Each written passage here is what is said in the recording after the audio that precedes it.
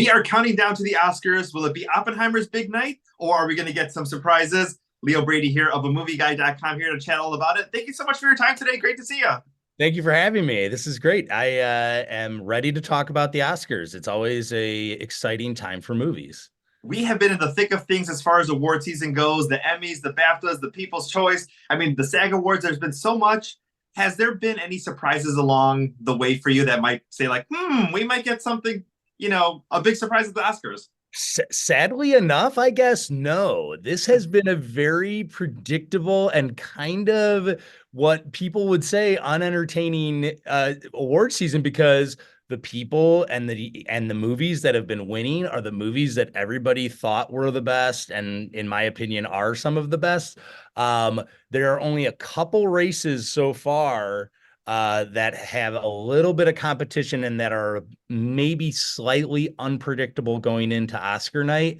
That would have to be, I think, Best Supporting Actor and Best Actress are still two categories that are a little bit up in the air, but everything else, especially for Oppenheimer winning the PGA award, Oppenheimer seems to be the main, the favorite going into Oscar night. It's gonna be interesting to see. I mean, hopefully they'll jazz it up.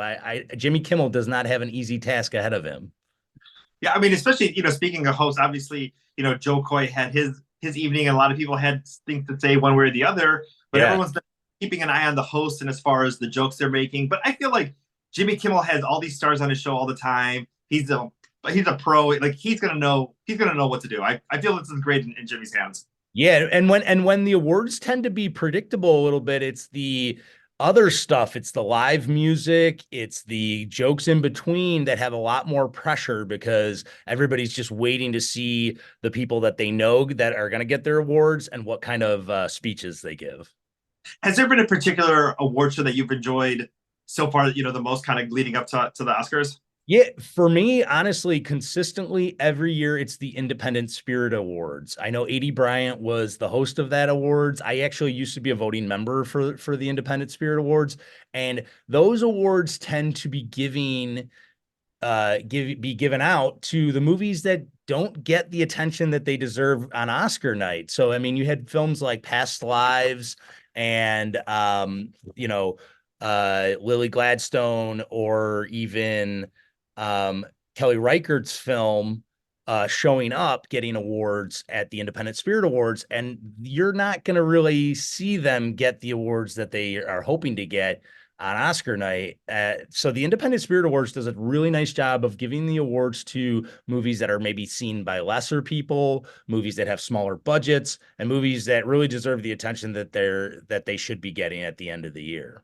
Because that's something that I love too, especially about that award show, is that sometimes you've seen all the blockbuster films, and there might be one that you missed that is like getting a lot of awards, and you're like, I can't believe I missed this, and it gives you an opportunity to go ahead and see that.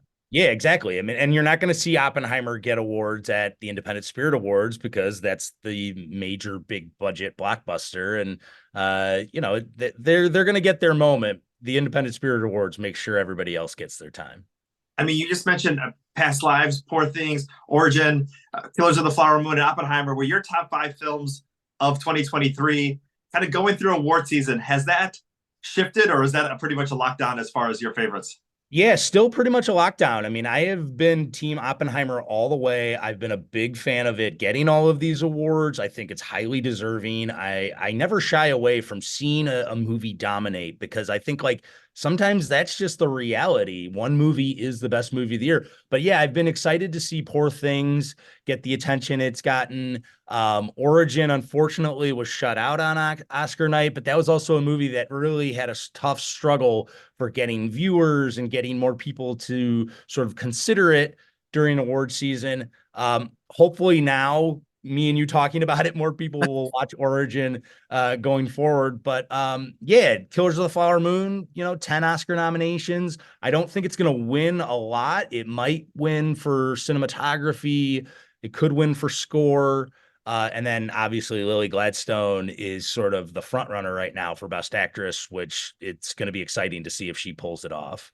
Yeah, let's go through your picks right now. I mean, let's start with best film. Obviously, Oppenheimer was your top pick. Is this your Yep. top pick for Oscars? Yeah, it seems like it is going to walk away with the best picture. If you follow the award season enough, you've noticed that it won the Golden Globe, it won the SAG Award for Best Ensemble, it won the PGA Award from the Producers Guild. That those are the indicators and the signs that say that it is going to be winning Best Picture. It may have some slight competition from a movie like Past Lives, Poor Things, or Killers of the Flower Moon, but I don't see that happening, especially because in past years, we've had interesting picks for Best Picture, whether it was Coda or Green Book or Parasite. I don't see them straying away from the big blockbuster of Oppenheimer. It really was the movie that really brought people back out to cinema and brought back sort of grown-up cinema again. I think it's going to be Christopher Nolan's night. Amazing. And speaking of Christopher Nolan, Best Director, we think we're Yeah, but he is the lock for that award. The only person that is giving him a little bit of competition is Justine Triet for her film Anatomy of a Fall. She had that film Anatomy of a Fall has had a great run, starting with winning the Palme d'Or at the Cannes Film Festival. It has just had the same steam going forward. She is the lone woman in the category, and I think that she would be the one to possibly steal some votes from Christopher Nolan, but it seems like right now that it's his award to take. Best Actor. Best actor, again, Cillian Murphy. I mean, this guy, he hasn't gotten a lot of attention. At one point, it felt like it was a two-man race between him and Paul Giamatti for the holdovers. But Paul Giamatti's sort of faded away with Cillian Murphy winning the SAG Award, winning the BAFTA Award for Best Actor. I don't see Paul Giamatti getting his chance. Although I would have loved to have seen it. Paul Giamatti's an actor that definitely deserves an Oscar, but it's Cillian Murphy's year, man. The Irish actor has wowed everybody by playing Oppenheimer, and I don't see him going home empty-handed on Oscar night. Yeah, I mean, I guess also too, obviously on a little bit of a side note, is Paul Giamatti after one of the award shows at In-N-Out Burger, just hanging out. Like, I want to see him after the Oscars where he's going to end up. Exactly. I think we all do, right? I mean, it's the after party stuff that's always hilarious to see. Oh, exactly. Let's go Best Actress, because at first I thought Emma Stone was a shoo-in, but now Lily Gladstone, I'm thinking it may go to her. Yeah, and when we go down the list of all the categories, right, there's always that one crazy upset, right? We think of like Olivia Colman winning it that one year for The Favorite. This is the category where I think an upset could happen. I would be shocked if Lily Gladstone isn't the winner. She would be the first Indigenous person to win the award for the Oscar, which would be a great accomplishment and a moment that has been long overdue for the Oscars. But Emma Stone is sort of number two. But I think people should be looking out for Sandra Hüller for her performance in Anatomy of a Fall. She is a category, there's a lot more international love that comes from the Oscars, and her performance is excellent in Anatomy of a Fall. So she could be this out of left field upset pick. If any category is going to have the upset picks, it's either actress or supporting actor. Or supporting actor. And speaking of supporting actor, who do you think it's in between? Yeah, right now it really felt like at one point it could have been anybody's game because early on Charles Melton for May December was getting all these awards, but then he wasn't even nominated. So then all of a sudden it turned into the Robert Downey Jr. show, and he's been a pretty much a lock winning the award. He won the BAFTA, he won SAG. The one person that I think could be a big upset is Ryan Gosling for Barbie. I think people find his performance to be funny. It certainly was a challenging role to play because nobody knows what it means to play Ken. And he does such a good job. He's multifaceted. He sings. He does all those things. So yeah, Ryan Gosling and Robert De Niro for Killers of the Flower Moon are the two on the outside of Robert Downey Jr. that could win. But again, 9 times out of 10, it's the person who seems to have been winning consistently throughout those other award shows that's going to get it. So that's why I do think it's still going to be Robert Downey Jr. And what about supporting actress? I feel like this is kind of another one where, Divine Joy Randolph, I think, has been winning a lot.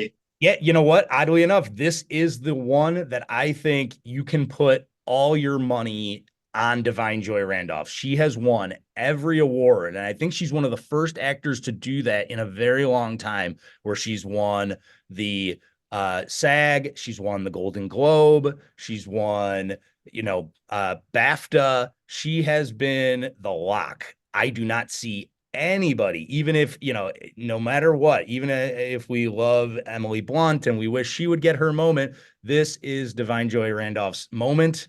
She is going to be the best supporting actress winner. And then let's go best song. Billie Eilish has been killing it throughout the award season. So Billie Eilish has already won an Oscar. She seems to be a lock. Her and Phineas, they're great. They're sort of those name brands.